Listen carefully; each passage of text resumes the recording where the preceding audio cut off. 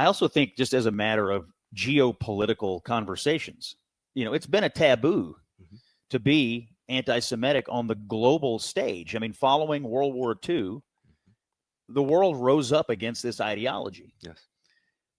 We're now in a world, I guess, where the post-World War II order is kind of crumbling. Yeah. And crumbling, I think, along with that is this idea of, well, why do we always have to, cater to or stand up for or pay attention to what Israel wants or what the Jews want? And it's sliding right now. You've seen, Western governments siding against them after October the 7th, which honestly, if you can't tell the difference between right and wrong on what happened on that day, I don't know what to say for you. Let me ask you a question about free speech, because on the right, what you're hearing right now is, well, you can't really go against these people who are espousing these views. If you do, you go against free speech. My view is it's not a free speech issue. It's a question of what speech you want to be associated with. They're free to do whatever they want. It doesn't mean you have to automatically absorb every crazy thing someone says. Listen, I mean, based on that argument, Satanists, I mean, all kinds of people with terrible ideas should be right there, a platform next to anybody else. Pedophiles, what about their free speech? When people start, they always say the First Amendment is the last refuge of the scoundrel. If the only way you can defend your idea is to say, well, I have the right to say it, then get in line behind Satanists and pedophiles and other people who have terrible ideas who are also not going to be platformed by Scott Jennings, CNN, or anybody else. And so, no, don't. You're dodging the issue. Here's the issue. This is the issue.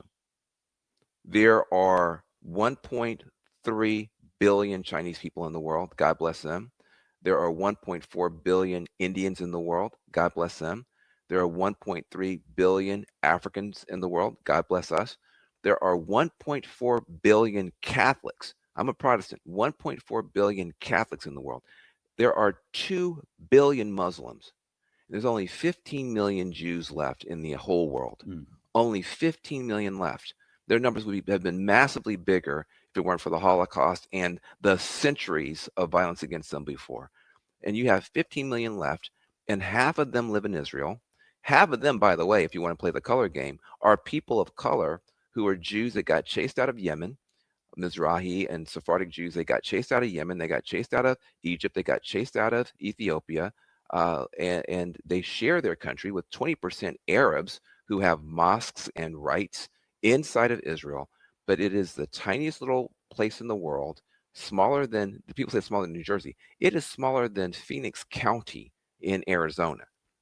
And that's where half of the world, the remaining Jews in the world, are clinging to their existence. And when that group comes under attack, humanity has a special responsibility to defend them. Now, sometimes you're going to like their government, sometimes you're not. Sometimes you're going to like their political policies, their economic policies, their military policies. That is completely fine to debate.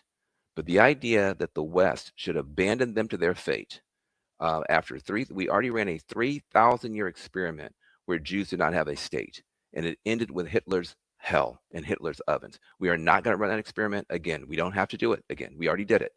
And anybody who can't understand the basic logic of that needs to explain why they can't do basic math about who in the world is the most microscopic minority that deserves the support of humanity.